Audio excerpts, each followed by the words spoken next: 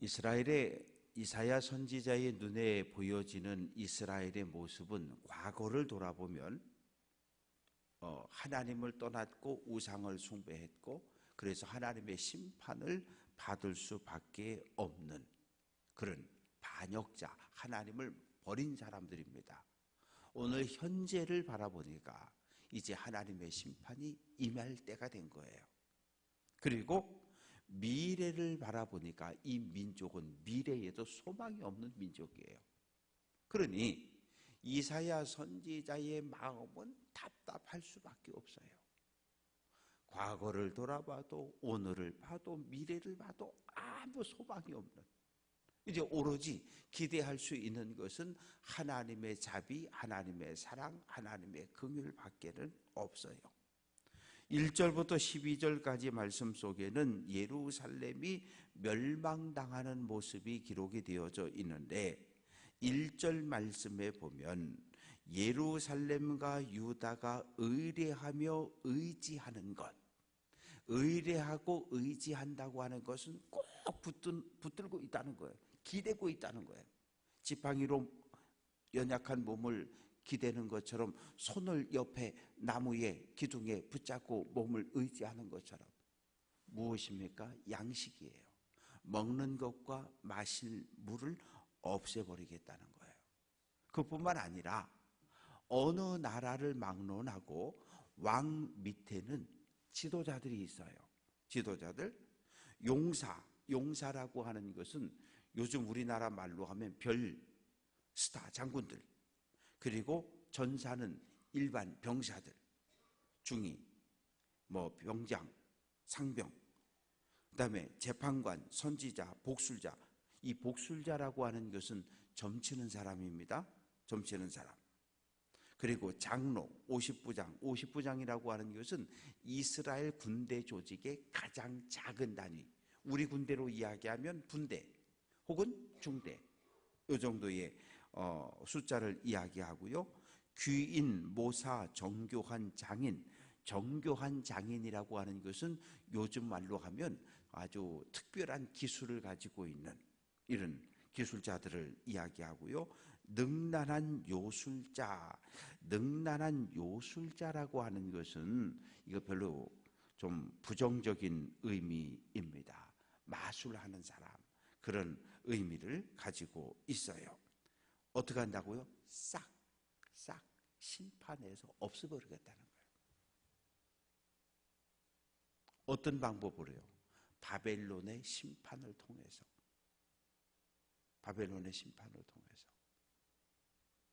그래서 바벨론 군대가 공격을 해와서 1차 때 다니엘과 세 친구 잡혀갔죠. 2차 때, 3차 때 다 잡혀가요. 누굴 잡아갑니까? 그 이스라엘 사회를 이끌어갈 수 있는 지도자를 싹 끌고 가버리는 거예요. 싹 끌고 가버려요. 그러면 가난한 사람들만 예루살렘과 유다에 남았는데 4절 말씀 보면 소년을 고관으로 삼고 아이들이 그들을 다스리게 한다. 소년과 아이라고 하는 것은 아직 미성숙한 사람, 정치를 할 수 있는 능력이 전혀 없는 사람들을 정치자로, 지도자로 세운다는 얘기예요. 그러면 어떻게 돼요? 사회의 기본 질서가 무너지게 됩니다. 사회의 기본 질서는 무엇입니까? 우리나라 같은 경우는 장유유석, 어느 나라 어느 민족을 막론하고 나이가 어린 사람은 나이가 많은 사람을 존중해 줘야 돼요. 근데 이게 이 기본 질서가 무너져 내리는 겁니다. 아이가 노인에게 비천한 자가 존귀한 자에게 교만한다. 위아래가 없어져 버립니다. 없어져 버려요. 또 사람이 자기 아버지 집에서 자기 형제를 붙잡고 이야기하기를 내게는 겉옷이 있으니, 겉옷이 있다는 말의 의미는 너는 그래도 우리들보다 조금 더 배우지 않았니? 너는 우리보다 조금 더 그래도 지혜가 있지 않니? 네가 우리 지도자가 되어줘. 그런 의미입니다. 그런데 그 사람이 뭐라고 하기를 싫어. 나도 내 집에 먹을 양식이 있고 집도 있고 내가 왜 능력도 없는 내가 왜 지도자가 된단 말이냐고 안 하겠다는 거예요. 예루살렘의 모습은 8절 예루살렘이 멸망했고 유다가 엎드려졌다. 이거 쓰러져서 망해서 다시는 못 일어날 이런 지경이 되었는데 왜 이렇게 되었습니까? 하나님을 버렸기 때문에, 하나님과 우상을 겸하여 섬겼기 때문에. 그래서 하나님의 심판을 받고 나라가 멸망을 당하는데 그 얼굴에 그가 지은 말과 행동으로 지은 모든 죄악이 그 얼굴에 다 드러났다는 이야기예요. 그래서 하나님의 심판을 받고 소돔처럼 멸망할 수밖에 없다. 그러면서 10절 11절에서 너희는 이야기해라. 의인은 복이 있다. 누가 의인입니까? 하나님과 바른 관계를 맺고 살아가는 사람, 하나님 말씀에 순종하는 삶을 살아가는 사람. 악인에게는 화가 있다. 하나님이 없다고 주장하는 사람, 하나님과 관계없는 삶을 살아가는 사람, 공동체가 어떻게 되든지 말든지 나만 잘 먹고 잘 살면 편안하면 된다고 생각하는 사람, 이 사람이 악인입니다. 악인은 어떻게 된다고요? 그가 행한 대로 하나님의 심판을 받게 될 것이다. 이제 13절부터 25절까지 그 말씀 속에 쭉 보면 우선 13절에서 15절에서 하나님께서 이제 심판을 하시는 거예요. 13절 여호와께서 변론하러 일어나시며 백성들을 심판하려고 서시도다. 이제 이스라엘의 죄악을 다 들었어요. 다 들었으니까 하나님께서 재판관이 되셔가지고 방망이를 들고 징역 몇 년 두들기려고 이제 일어서신 거예요. 그런데 백성들의 어떤 죄를 심판합니까? 14절 백성의 장로와 고관. 장로라고 하는 것은 각 가문의 각 지파의 지도자를 이야기해요. 장로는 히브리어로 자켄인데 수염이 허연 사람이 장로였어요. 한 사회를 이끌어가는 지도자들, 그리고 고관, 요즘 말로 하면 시장, 군수, 도지사, 이런 심판하는데 뭘 심판합니까? 포도원을 삼킨 자는 너희라는 거예요. 포도원은 이스라엘을 이야기하는데 이스라엘 포도원의 주인은 누굽니까? 하나님이에요. 하나님의 마음이 있는, 하나님의 마음이 담겨 있는 포도원 이스라엘 민족을 너희가 어떻게 했다고요? 학대하고 착취하고 약탈했다고요. 그것도 누구를? 가난한 자, 사회적 약자, 아무런 힘도 없는 사람들의 것을 착취해서 어디에? 자기 집에 갖다 놨다는 거예요. 자기 집에. 그래서 15절 내 백성을 짓밟고 가난한 자들의 얼굴에 맷돌질 하느냐. 짓밟다란 얘기는 땅바닥에 놓고 머리끝부터 발끝까지 짓밟아 거의 사람을 죽여버리는 거예요. 그리고 맷돌질 한다는 얘기는 이 온전한 콩을 맷돌에 집어넣고 갈면 가루가 나와버리잖아요. 그렇게 사회적인 약자들, 과부와 고아와 가난한 사람들을 너희가 그렇게 학대하고 착취해서 그거 어디로 가져가요? 다 집으로 가져가요. 집이 가져가서 그걸 누구에게 줍니까? 아내들에게, 딸들에게 주는 거예요. 그래서 16절 이하의 말씀에 보게 되면 시온의 딸들이 교만하여 느린 목이라고 하는 것은 목을 빳빳하게 세우고 그리고 머리끝부터 발끝까지 온갖 치장을 다 한 거예요. 뭘 가지고? 남편이 빼앗아 온 착취해 온 것 가지고 아내가 머리끝부터 발끝까지 다 치장을 해버렸어요. 그래서 그 치장한 것이 18절부터 보면 장식한 발목걸이, 머리망사, 반달고리, 귀고리, 팔목걸이, 얼굴 가리개, 화관, 발목사슬, 띠, 향압, 호신부, 반지, 코고리, 예복, 겉옷, 목걸이, 손주머니, 손거울, 쇠막보, 머리수건, 너울. 이건 뭐예요? 다 가난한 사람들의 것을 빼앗고 약탈해가지고 가서 사다가 아내에게, 딸들에게 주었다는 얘기예요. 그거 가지고 아내와 딸들은 머리부터 발끝까지 치장하고 목을 꼿꼿하게 세우고 이러고 자랑하며 돌아다닌다는 거죠.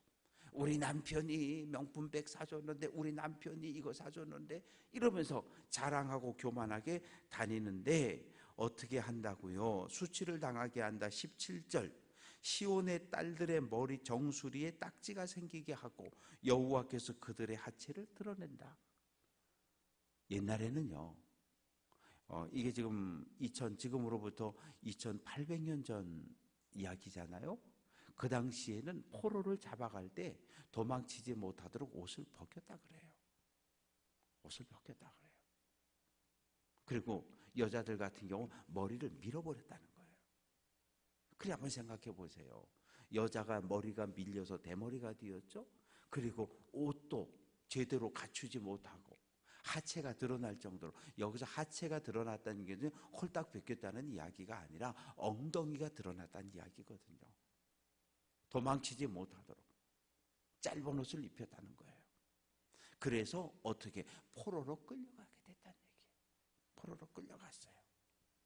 그래서 24절 말씀 보면 향수 대신 썩은 냄새가 풀풀 풍기고 노끈으로 묶고 대머리에다가 굵은 베옷 입고 그렇게 해서 끌려갔고, 25절 장정은 칼에, 용사는 전쟁에 다 죽고.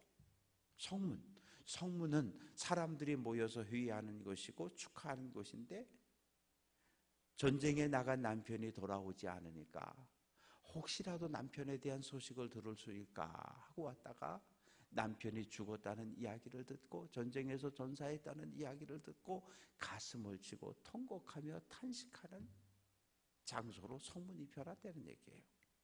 그래서 4장 1절 보면 7 여자가 전쟁에서 살아 돌아온 한 남자를 붙들고 이야기합니다. 옷도 내가 사 입고 먹는 것도 내가 다 알아서 먹을 테니까 제발 나를 당신의 아내로 삼아달라는 거예요. 내 남편이 되어달라는 거. 왜? 남자는 다 전쟁에 나가 죽고 지금 이 남자 하나 살아 들어왔으니까 7 여자 8 여자가 와가지고 우리를 그냥 당신의 첩으로 그냥 이렇게 당신의 보호 안에 있게만 해달라는 거예요. 왜? 여자는 아무것도 못해요. 경제 활동을 할 수가 없어요. 그냥 굶어 죽어야 돼요. 가족이, 친척이, 이웃이 도와주지 않으면. 그런데 누군가의 첩으로라도 이름이 올라가 있으면 그 남자의 돌봄과 보호를 받을 수 있으니까 우리가 모두 당신의 첩이 될 테니까 우리를 당신의 그늘 안에 있게만 해달라고 하소연을 합니다. 이것이 무엇입니까? 하나님을 버리고 바벨론과 애굽, 눈에 보이는 강대국을 의지한 결과가 멸망으로, 하나님의 심판으로 멸망을 당하는 거예요. 이렇게 멸망당하고 났을 때 하나님께서 남은 자를 두셨는데 이 예루살렘에도 남은 자들이 있고 또 바벨론의 포로로 끌려간 사람들도 남은 자들이었어요. 그런데 예루살렘에 남아있는 사람들은 가난한 사람들, 하인들, 종들이 남았어요. 왜? 바벨론 군대가 야, 너희 땅 없지? 그동안 서러움 많이 받았지? 네, 너 포도원 여기 땅 여기 줄 테니까 농사 잘 져서 너 절반 세금으로 가져와. 네. 그 사람들이 포도원을 갑자기 주인 노릇을 하게 됐잖아요. 그러면서 뭐라고 이야기합니까? 야, 저놈들, 저 포로로 끌려가는 저놈들 봐라. 저놈들은 하나님의 심판받고 저주받아서 지금 포로로 끌려가는 거야. 우린 예루살렘에 남았잖아. 우리는 하나님의 복을 받은 사람들이야. 하나님 만세. 그런데 하나님의 마음은 예루살렘에 남아있는 사람이 아니라 바벨론의 포로로 끌려간 사람들에게 있었던 거예요. 왜? 예루살렘에 남아있는 사람들은 회개하지 않았어요.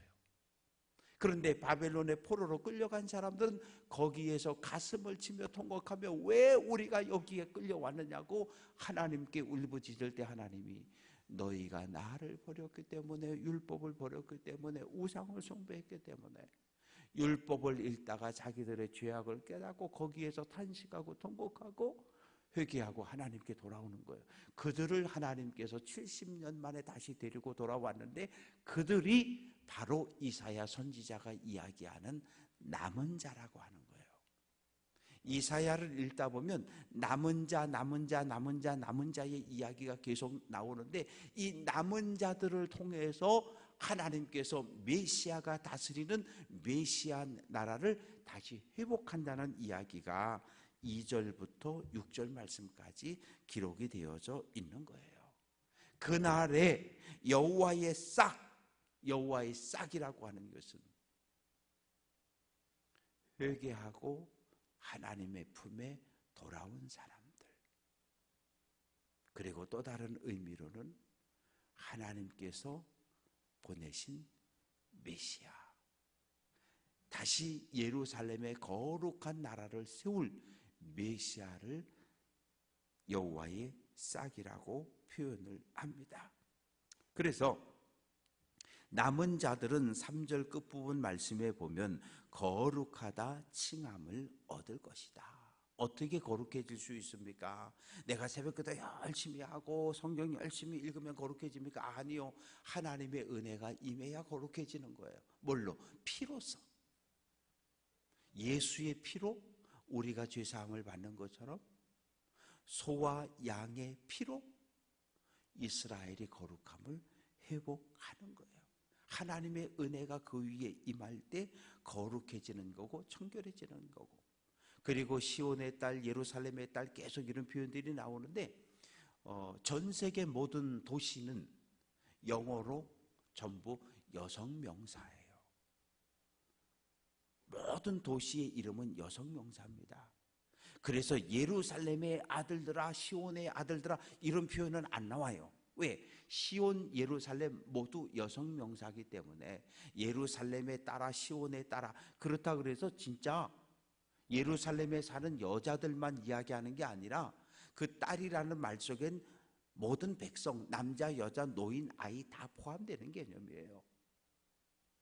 도시의 이름이 여성 명사를 사용하기 때문에 시온에 따라, 예루살렘에 따라 이렇게 표현하고 있는데, 피로 그들을 모든 더러움과 죄를 씻고 청결하게 할 것이고, 5절 말씀 보면 여호와께서 거하시는 온 시온산에 낮이면 구름, 연기, 밤이면 화염의 빛 있게 한다는 거예요. 마치 시내산에 하나님께서 임재했을 때 구름이, 또 이스라엘 백성의 광야 40년을 행진할 때 하늘의 구름기름이 밤에는 불기둥으로 변해 하나님의 임재가 함께 했던 것처럼 하나님께서 이스라엘 백성, 남은 자, 돌아온 자들과 함께 한다는 것을 드러낼 거라는 거예요. 메시아가 다스리는 그날에 다시 한번 이스라엘이 하나님의 다스림 통치에 순종하며 복을 받는 나라를 회복시켜 줄 거라는 거예요. 이것이 오늘 3장과 4장의 말씀입니다. 사랑하는 성도 여러분, 이스라엘 백성들은 하나님의 특별한 은혜를 받은 민족이고 나라였어요. 그런데 받은 은혜를 지켜내지 못했어요. 우리 모두는 하나님의 은혜를 받아서 하나님 거룩한 백성이 되었어요. 하나님께 받은 이 은혜를 지켜내야 해요. 어떤 상황, 어떤 고난, 어떤 어려움에도 하나님께 받은 이 은혜를 지켜내야 하고, 하나님을 통해 얻은 이 구원을 마지막까지, 구원 얻었다가 아니라 이 구원을 마지막까지 지켜 하나님 나라 들어가야 구원이 완성되는 거잖아요. 바라고 소망하는 것은 오늘 한 날도 하나님께 받은 은혜를 소중히 여기고 기억하고 감사하고 구원을 지켜서 하나님 나라까지 들어갈 수 있는 우리 모두가 될 수 있기를 주님의 이름으로 축원합니다.